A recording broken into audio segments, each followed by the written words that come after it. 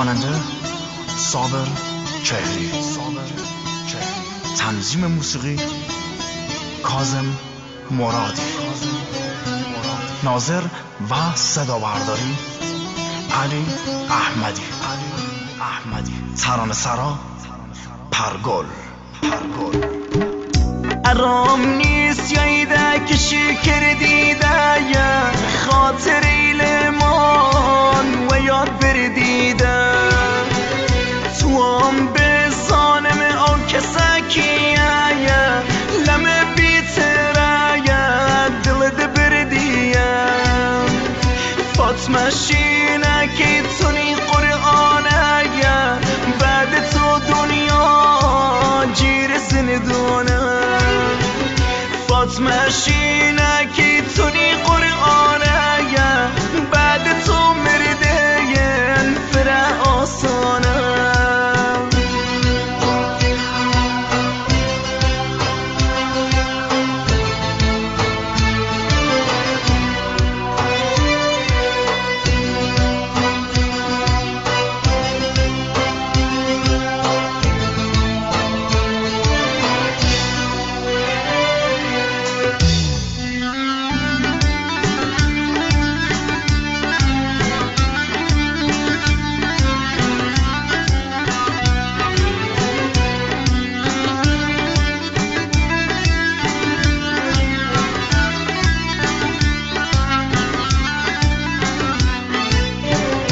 همیشه وطیایی که دوستم دیری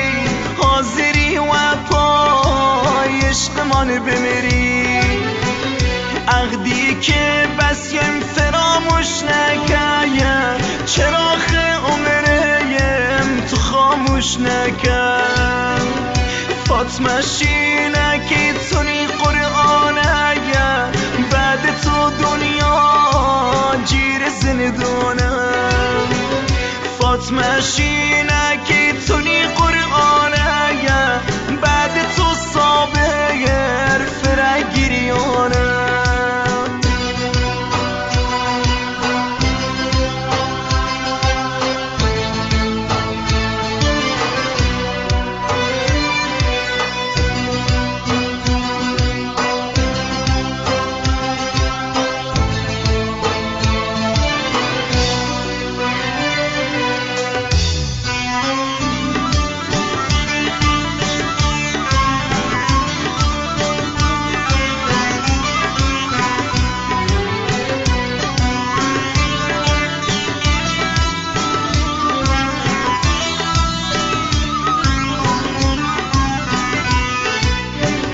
فاطمه نا کسی نکه هم رازه هیچ کسی جرمه نکیشی نازه راضیم جگم و خاک سرمو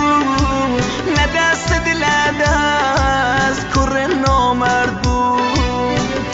فاطمه شینه که تونی قرآنه بعد تو دنیا جیر زندونه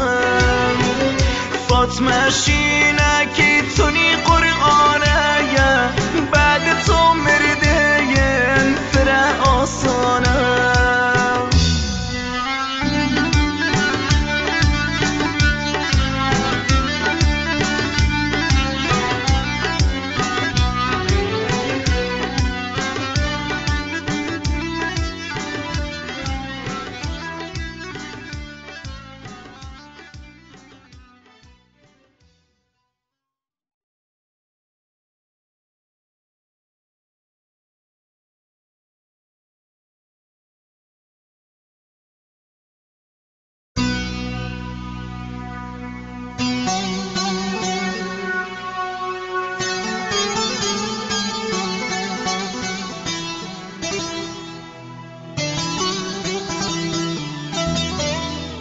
خواننده